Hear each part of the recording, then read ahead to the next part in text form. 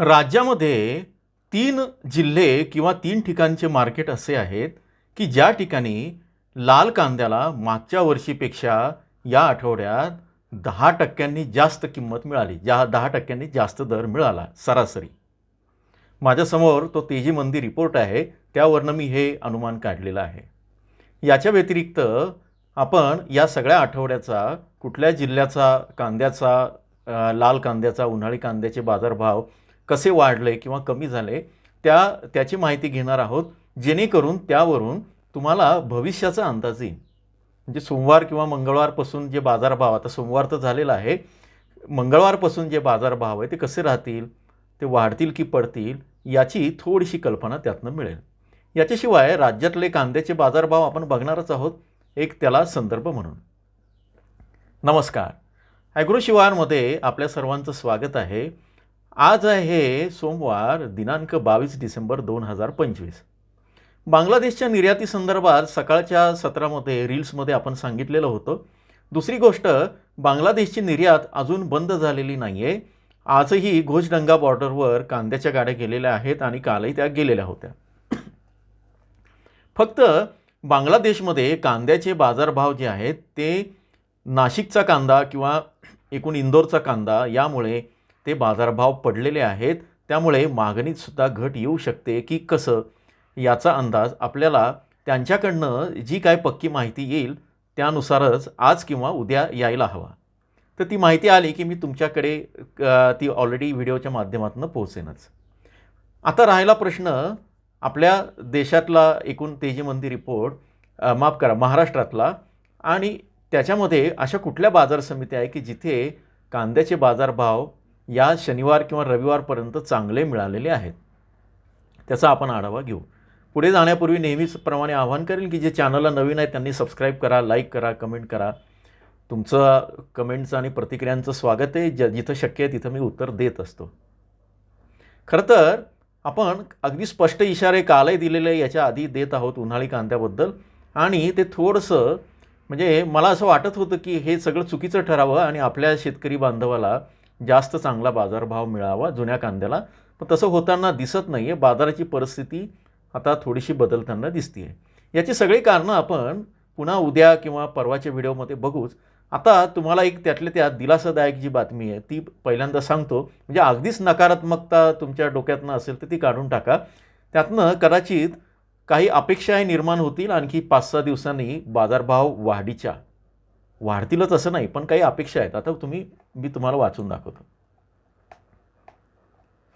माझ्याकडे 22 तारखेपर्यंत म्हणजे 16 ते 22 तारखेपर्यंतचे कांद्याचे बाजारभावाची सरासरी हे जिल्हावार. आता बघा, इथे उन्हाळी कांदा अहिल्यानगर जिल्ह्यात मागच्या वर्षीच्या तुलनेत साधारण 2.1% घसरला आहे आणि मागच्या आठवड्याच्या तुलनेत 7% घसरला आहे.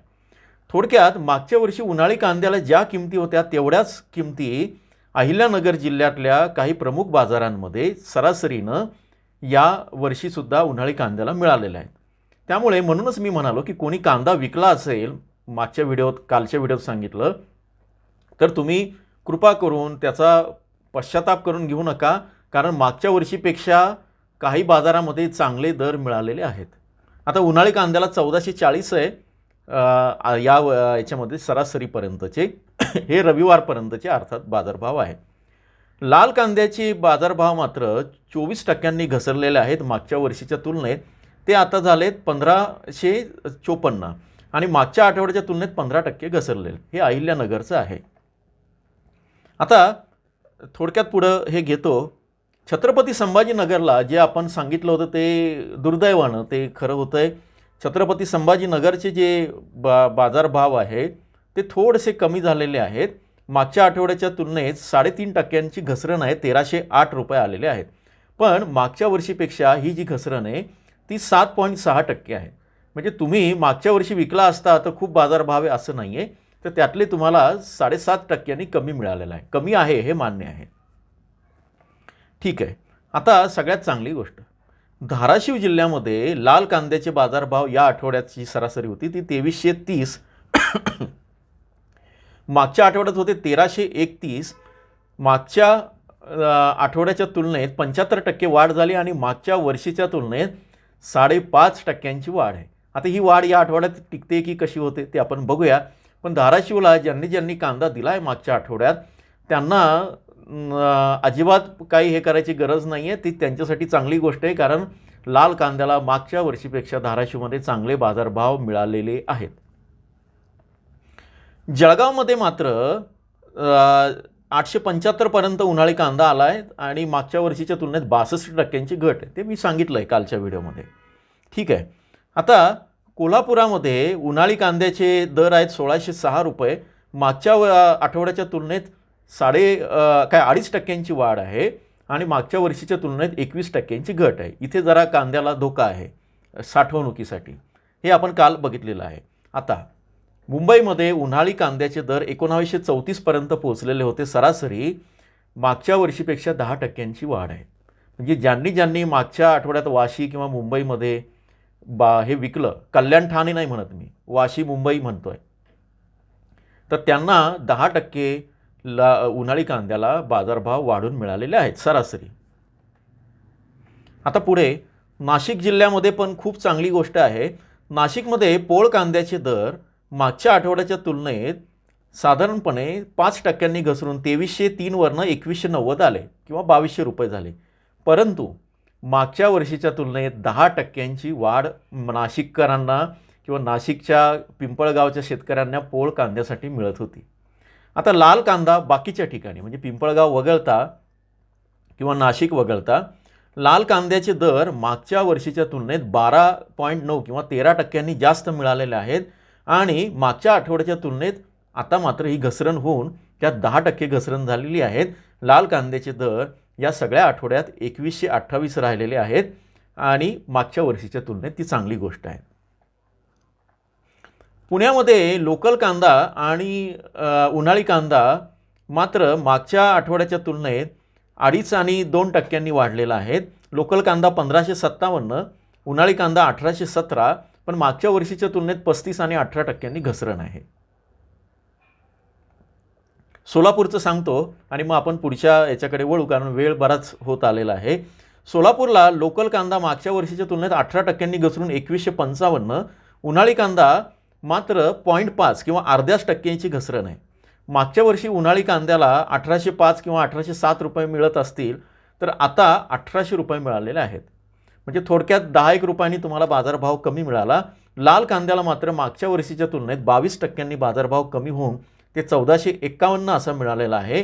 परंतु मागच्या आठवड्याच्या तुलनेत साधारण 4.5% लाल कांद्याचे बाजार सोलापुरात वाढलेले आहेत आणि मागच्या आठवड्याच्या तुलनेत 46% लोकल कांद्याचे बाजारभाव वाढलेत 2155.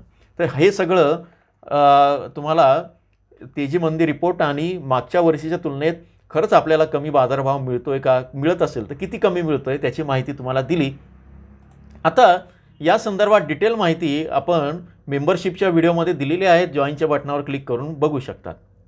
एरवी सगळ्यांना मोफत माहिती सांगत असतो, त्यामुळे मेंबरशिपसाठीच का किंवा असे जे प्रश्न आहेत त्याचे उत्तरं देऊन झालेले आहेत, त्यामुळे त्याचं मी परत एकदा प्रस्तावना करून वेळ वाया घालवणार नाही. आता आपण बघूया आज दिनांक 22 डिसेंबर रोजीचे कांद्याचे बाजारभाव. येवल्यामध्ये लाल कांद्याला 200, 1806, 1300 असे सरासरी 1300 असे बाजारभाव आहेत. अंदरसूलला लाल कांद्याला 2000 जास्तीत जास्त, किमान 301 आणि सरासरी 1500 आहेत. लासलगावच्या विंचूरला लाल कांद्याला 600, 2141 आणि सरासरी 1650 आहेत. मालेगावच्या मुंगसेला लाल कांद्याला 500, 2100, 1765 असे आहेत. चांदवडला लाल कांद्याला 400, 2600, 1580 आहेत. मनमाडला सरासरी 1580 आहेत. पिंपळगाव सायखेड्याला 1250 आहेत. देवळ्याला 1780 आहेत लाल कांद्याचे. पुण्यामध्ये लोकल कांदा सरासरी 1350, जास्तीत जास्त 2200, किमान 500 आणि मंगळवेढ्यामध्ये लोकल कांदा जो आहे सरासरी 1500 जातोय. पिंपळगाव बसवंतच्या पोळ कांद्याला आज बाजारभाव मिळाले 350, 2600 आणि 1750, याच्यामध्ये घसरण आहे. आता चांदवडला कळवणला उन्हाळी कांद्याचे बाजारभाव आहेत 900, येवल्यामध्ये उन्हाळी कांद्याचे 700, पिंपळगाव बसवंत मी तुम्हाला लाल कांद्याचं सांगितलं, उन्हाळी कांद्याचे बाजारभाव 560, 2060, 1400 असे आहेत. याचं कारण हे बाजारभाव का घसरत आहेत, तर बांगलादेशमध्ये निर्यातीचे दर कमी झालेले आहेत. ते आपण सकाळी सांगितलेलं आहे, ते परत रिपीट करणार नाही. दुबईमध्ये सुद्धा जुन्या कांद्याचे दर कमी झाले. त्यामुळे अजूनही एक पुन्हा इशारा आहे, जुना कांदा विक्रीच्या संदर्भात आपण जो दिला होता तो कायम आहे. बाकी विकायचा की नाही तो निर्णय तुम्ही घ्या. मागचे 2-3 व्हिडिओ बघा. जोडून राहा. तुमचे काही प्रश्न असतील, शंका असतील तर जरूर मला कळवा. तोपर्यंत धन्यवाद.